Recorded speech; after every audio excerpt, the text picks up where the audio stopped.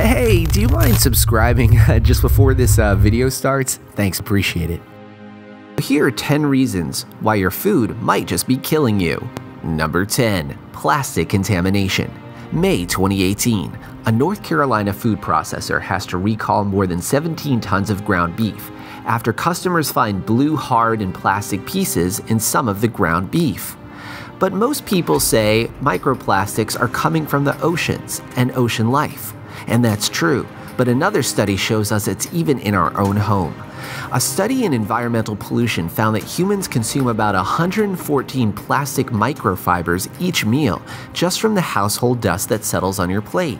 You know when the sun is shining through your window and you see all those things floating around? Well, they land on your food, and that adds up to 68,415 pieces a year. That's a lot of plastic. Certainly not as much as you get from eating a fish from the ocean. So keep in mind that your food might be killing you with plastic that's floating inside the air inside your own home. Number 9. Glyphosate. Otherwise known as Roundup, it's made by the company Monsanto. It's a weed killer, but in order for crops to survive, Monsanto also owns genetically modified crops that can withstand this heavy dousing of glyphosate. But it's a systemic chemical, meaning it's taken up inside of the plants that we and the farm animals eat. The bad news is Roundup doubles your risk of lymphoma, and it's literally raining this weed killer as federal scientists detected the weed killer in the air and the rain in 2009. It kills your gut bacteria because it's also registered as an antimicrobial agent. The worst part is it doesn't even work. Now the EPA is considering a new genetically engineered seed called 2,4-D. It's a weed killer, and it will quadruple pesticide use, according to some scientists. That's bad news as it's been linked to hypothyroidism and cancer. Number 8. Superbugs in your meat. Ruby Lee of Sandy, Oregon, was rushed to the hospital with severe diarrhea and a high fever after eating some ground turkey. She ended up being part of a Salmonella Heidelberg outbreak that sickened 135 people in other states. These outbreaks are of antibiotic-resistant bacteria, which is troubling, and it's all too prevalent in our meat supply. Foster Farms Chicken had one in spring of 2013, infecting 634 people in 29 states. About 40% of them were sick enough to be hospitalized. Multi-state outbreaks get a lot of attention, but there's so many of these cases happening at the local level. In August, pork contaminated with salmonella sickened 152 people in Washington state. You're just not hearing about it. So that meat, poultry, and shrimp at the supermarket, you better cook it thoroughly because it's probably full of crazy superbugs. Number 7. Actual bugs. It's not just superbugs in your food that can kill you. It's the little bugs that are inside that are actual bugs. It's not maybe that they can kill you, but it's pretty gross. And even scarier is what the EPA allows. For example, certain types of foods like pizza sauce can contain up to 30 fruit fly eggs per 100 grams. How about no eggs at all? And it's actually rodent hairs that you really need to watch out for, especially in ground nutmeg, ground marjoram, and ground thyme. You might also find several hairs in your peanut butter or popcorn. Number 6. Fecal matter in fast food. Oh, it's just horrible, but BBC One's watchdog in the UK tested the ice at 30 restaurants, and the results were disgusting. Fecal matter was found at 3 McDonald's, 6 Burger Kings, and 7 KFCs. 4 of the samples had significant levels of poo, because apparently there's some acceptable levels of poo, but we don't really want to get into that. If you really want to go for broke when you're doing the fecal fast food dance, get a lemon wedge in your drink. Apparently, lemon wedges are full of bacteria. Who knew? Here's a pro tip for the fast food restaurants. When you get your drink, just get down there and look up the ice chute. You'll see a mold and other stuff growing in there. It happens a lot more often than you might imagine. And then get the hell out of that fast food joint. You're killing yourself. Number 5. Microwaves. This is really hard to hear and hard to swallow. I don't really want to admit it, but there's some evidence to show that microwaves are not good for you. It turns out that 95% of American homes own a microwave oven. The problem is that microwaves zap food nutrition from the food inside.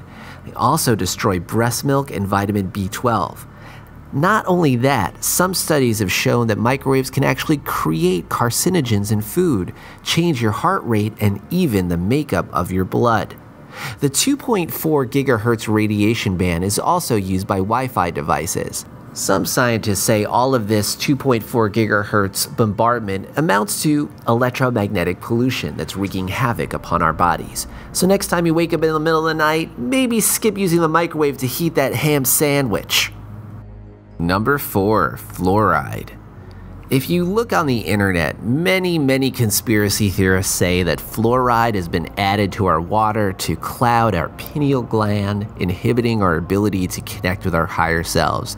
Now, I don't know about any of that, but I can tell you that there are a number of studies that are showing some disturbing connections between a decline in IQ and fluoride intake.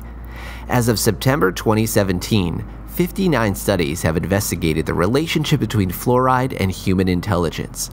52 of the 59 human studies found that elevated fluoride exposure is associated with reduced IQ. In 45 animal studies, they also saw impaired learning and memory capacity of animals. The human studies were based on IQ examinations of over 12,000 children, and a team of Harvard scientists recently concluded that fluoride's effect on the young brain should now be a high research priority.